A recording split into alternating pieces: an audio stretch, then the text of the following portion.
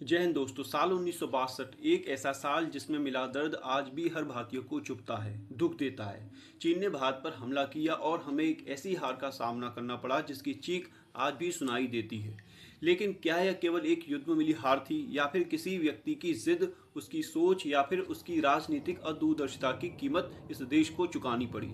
आज हम बात करेंगे उस व्यक्ति की जिद की, एक ऐसी सोच जो अगर बदली होती, जिसे अपने देश के लोगों पर भरोसा होता, तो शायद भारत चीन का युद्ध होता ही नहीं, और यदि होता भी तो भारत को हार नहीं बल्कि एक ऐतिहासिक जीत मिलती। भारत और चीन के बीच युद्ध भले ही 1962 में हुआ हो, लेकिन इसकी शुरुआत 1950 में ही हो गई थी, जब अक्टूबर 1950 में चीन की सेना ने तिब्बत पर हमला किया। तिब्बत, जिसे भारत हमेशा से एक स्वतंत्र राष्ट्र मानता आया था और जो हमारी उत्तरी सुरक्षा का बफर जोन था। भारत के तत्कालीन गृह मंत्री सरदार वल्लभ भाई पटेल ने तत्कालीन प्रधानमंत्री जवाहरलाल नेहरू को पत्र लिखकर चेताया भी कि चीन तिब्बत पर कब्जा कर रहा है, यह भारत की सुरक्षा के लिए बहुत बड़ा खतरा बन सकता है। पटेल चाहते थे कि भारत तुरंत एक मजबूत सैन्य और कूटनीतिक प्रतिक्रिया दे, लेकिन नेहरू ने इसे नजरअंदाज कर दिया।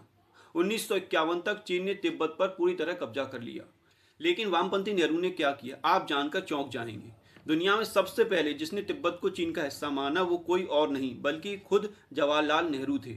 आज़ादी के एक साल के अंदर कश्मीर का एक भाग पाकिस्तान द्वारा गंवाने के बाद भी नेहरू सचेत नहीं हुए। चीन की आक्रामक नीति को भांपते हुए अमेरिका के तत्कालीन राष्ट्रपति जॉन एफ कैनेडी ने भारत को परमाणु हथियार विकसित करने में मदद की पेशकश की।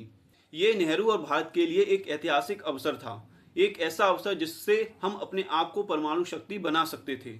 लेकिन नेहरू की सोच अलग थी। वे अमेरिका को संदेह की नज़र से देखते थे और वामपंथी रुझान के कारण उन्होंने अमेरिका का प्रस्ताव ठुकरा दिया। इसके बदले उन्होंने वामपंथी के फादरलैंड सोवियत संघ से सैन्य सहयोग की उम्मीद की, लेकिन जब जरूरत पड़ी तो वही सोवियत संघ भारत को हथियार देने से पीछे हट गया। 1950 के दशक में प्रधानमंत्री नेहरू पूरे देश में हिंदी चीनी भाई भाई का नारा लगवा रहे थे, जबकि चीन गुपचुप तरीके से सीमा पर अपनी स्थिति मजबूत कर रहा था। भारत की खुफिया रिपोर्टें साफ संकेत दे रही थी कि चीन सीमा पार कर रहा है, लेकिन नेहरू की जिद थी कि वामपंथी विचारधारा वाला चीन भारत पर हमला नहीं करेगा। तमाम आशंकाओं के बाद भी नेहरू चीन द्वारा तिब्बत पर कब्जे को, चीनी सरकार को मान्यता देने, चीन को यूएन में स्थायी सीट देने की पैरवी करने में सबसे आगे रहे। यहाँ तक कि प्रधानमंत्री नेहरू ने अपनी ही सेना को निर्देश दिया कि वे आक्रामक रुख न अपनाएं।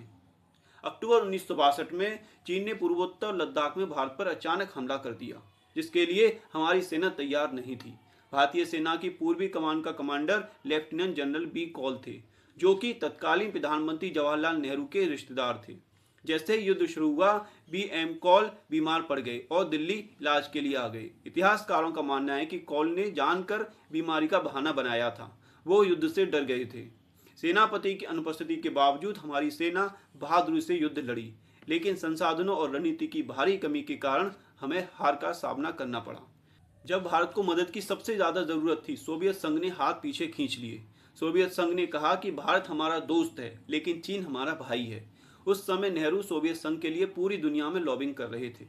वामपंथी नेहरू भारत का हित छोड़कर पूरी दुनिया में सोवियत संघ का प्रचार करवा रहे थे। खैर, सोवियत संघ के मना करने के बाद नेहरू ने अमेरिका और ब्रिटेन से मदद मांगी, लेकिन तब तक बहुत देर हो चुकी थी। चीन ने अरुणाचल और लद्दाख के कई हिस्सों पर कब्जा कर लिया था।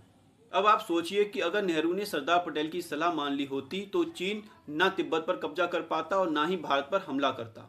और यदि अमेरिकी राष्ट्रपति कैनेडी की सलाह भी नेहरू ने मान ली होती, तब भी यह युद्ध नहीं होता। भारत 1962 से पहले ही परमाणु शक्ति बन गया होता। तब क्या चीन भारत पर हमला करने की हिम्मत करता? शायद नहीं, क्योंकि चीन जिसने भारत को धोखा देकर हमला किया, वो चीन 1964 में अपना पहला परमाणु परीक्षण कर परमाणु शक्ति बना। भारत ये अवसर चीन से पहले हासिल कर सकता था, लेकिन ये अवसर नेहरू की वामपंथी सोच वाली जिद की बलि चढ़ गया। तो दोस्तों, 1962 की हार केवल एक सैन्य हार नहीं थी, यह एक वैचारिक पराजय थी। यह उन फैसलों की हार थी जो देश की ज़रूरतों की बजाय किसी वैचारिक प्रतिबद्धता पर लिए गए थे। यह कहानी हमें सिखाती है कि इतिहास केवल इतिहास नहीं होता है, उसमें भविष्य की चेतावनी भी होती है।